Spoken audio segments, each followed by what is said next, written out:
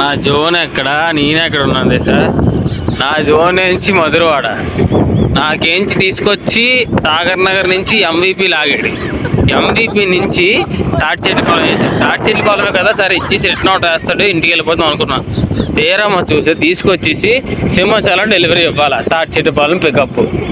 నా బాధ వాళ్ళు చెప్పుకుంటాను. ఏం మన గిరిప్రదర్శన రాలేదు. నాకు ఏంటైందంటే రాసుకు గిరిప్రదర్శన రాకపోవడం వల్ల నాకు ఒకటి అనిపిస్తుంది, అమ్మ జీవితం గిరిప్రదర్శన రాకపోవడం వల్ల నాకు నీట్గాను సాంగ్ మరి తీసుకొచ్చారంటే నాకు గిరిప్రదర్శన రాలే కదా, కొండ చుట్టూ రౌండ్ అయ్యు అని చెప్పంటే ఉంది. నిజం ఎంవిపి నుంచి ఎక్కడ తాటిచెట్లపాలెం వెళ్ళాడు. తాటిచెట్లపాలెం నుంచి మళ్ళీ సింహాచలం, అన్నీ సింహాచలం అవన్నీ తిరుగుకొని నీట్గా అవన్నీ తిరుగుకొని వచ్చి మళ్ళీ దాని తర్వాత ఇప్పుడు నీట్గా మళ్ళీ ఎంవిపి వెళ్తాను. అంటే నేను కవర్ చేయలేదు బండి మీద. ఏంటంటే గిరి ప్రదర్శనకి వెళ్ళింది, నాకు గిరి ప్రదర్శన అయిపోయింది. అలాగే ఉంది. ఎంత టొమాటో కూడా ఎంత దారుణం అనుకోలేదు. ఇప్పుడు నేను ఎన్ని కిలోమీటర్లు మళ్ళీ ఎంవిపి వెళ్ళడానికి, సింహాచలం నుంచి ఎంవిపి వెళ్ళడానికి మినిమం 10 కిలోమీటర్లు. ఇప్పుడు 10 కిలోమీటర్లు నేను ఉట్టిగా వెళ్ళిపోవాలి. నాకు రిటర్న్ డబ్బులు లేవు, ఏమీ లేవు.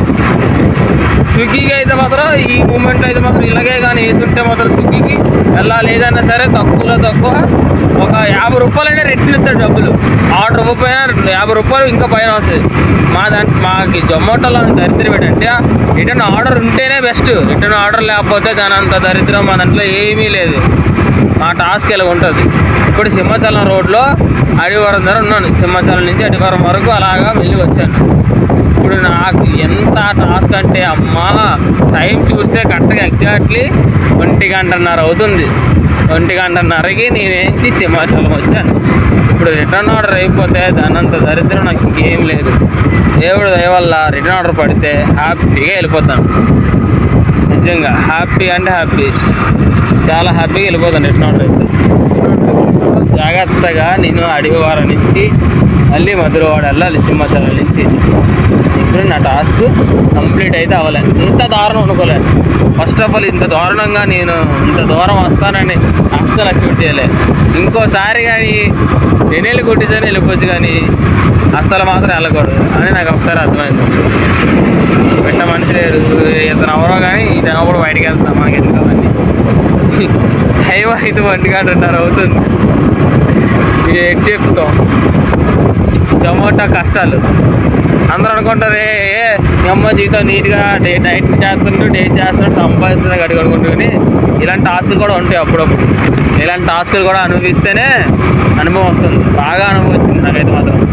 చాలా దారుణమైన అనుభవం. తీపి చేదు వగరు అన్నీ ఒకసారి చూపిస్తారు. అలాగే అయిపోయింది నా పరిస్థితి ఈరోజు. ఏం చెప్తాను, నిజంగా నేను అసలు మాట్లాడలేని ఇంతసేపు 3 నిమిషాలు మాట్లాడాలంటే నాకే నమ్ముతుంది. ఎట్లా అంత బాధ అనిపించింది నాకు. ఇప్పుడు సింహాచలం రోడ్ ఇది. ఇప్పటికీ అరగంట అవుతుంది. అక్కడి నుంచి బయలుదేరి నేను కరెక్ట్గా 1:30 అయిందా, 1:15 అవుతుంది.